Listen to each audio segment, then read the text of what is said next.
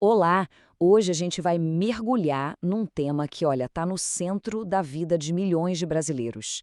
A relação super complexa, cheia de nuances, entre o nosso Sistema Único de Saúde, o famoso SUS, e a saúde mental.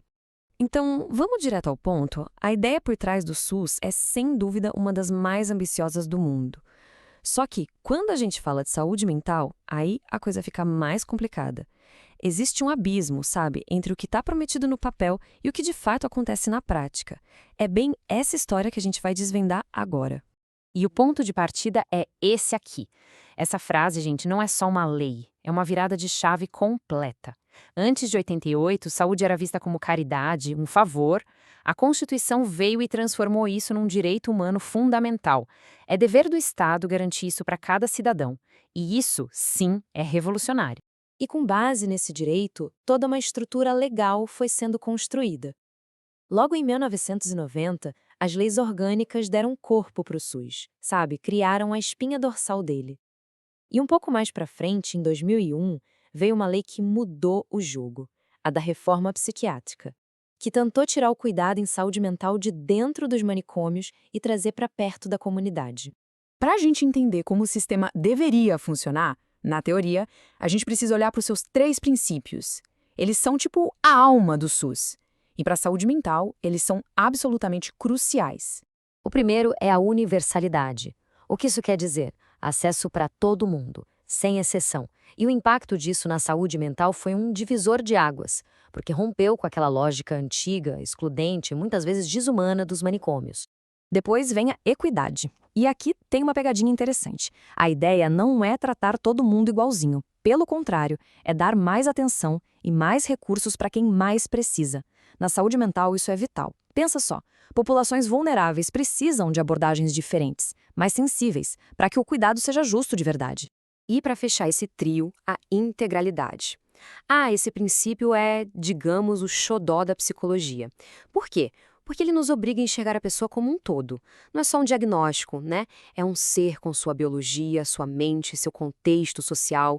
Então não dá para tratar a saúde mental como uma caixinha isolada.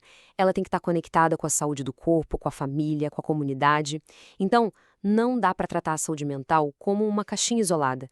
Ela tem que estar conectada com a saúde do corpo, com a família, com a comunidade. Bom, agora que a gente viu a beleza da teoria, vamos para a parte mais espinhosa, a prática. É aqui que a gente começa a ver as nuances, as rachaduras que afetam e muito o cuidado com a saúde mental no dia a dia. E a raiz de muitos, mas muitos problemas mesmo, é essa aqui, o subfinanciamento crônico.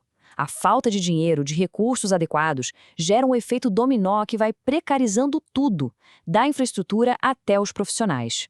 E olha só esse contraste, que ilustra bem a situação. No papel, o ideal é uma rede de atenção psicossocial, a RAPS, onde todos os serviços conversam entre si. Mas, na realidade, o que a gente vê são serviços fragmentados.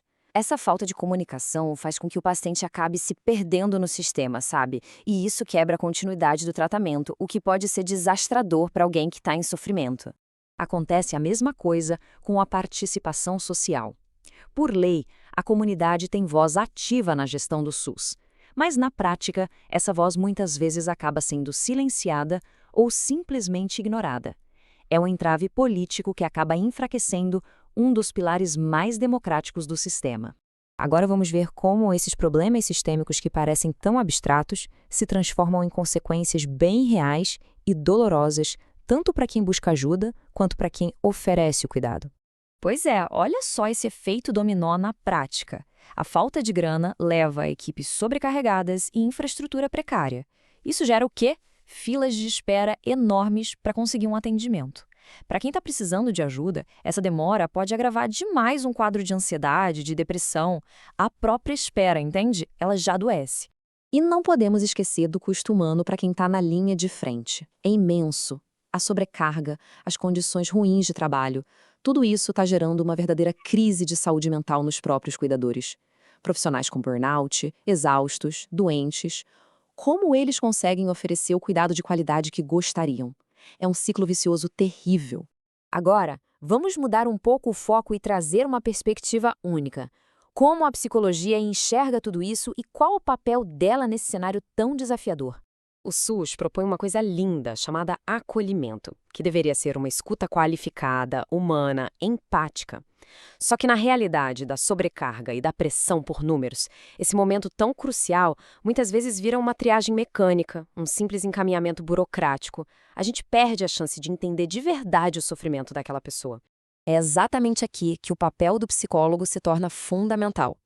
Não é só para tratar a pessoa no consultório. É para conseguir enxergar o que está invisível na comunidade, lutar por um cuidado que não seja só burocrático, defender uma abordagem mais humana e, no fim das contas, trabalhar para diminuir essa distância enorme entre a promessa do SUS e a realidade que a gente vive. E tudo isso nos leva a essa pergunta final.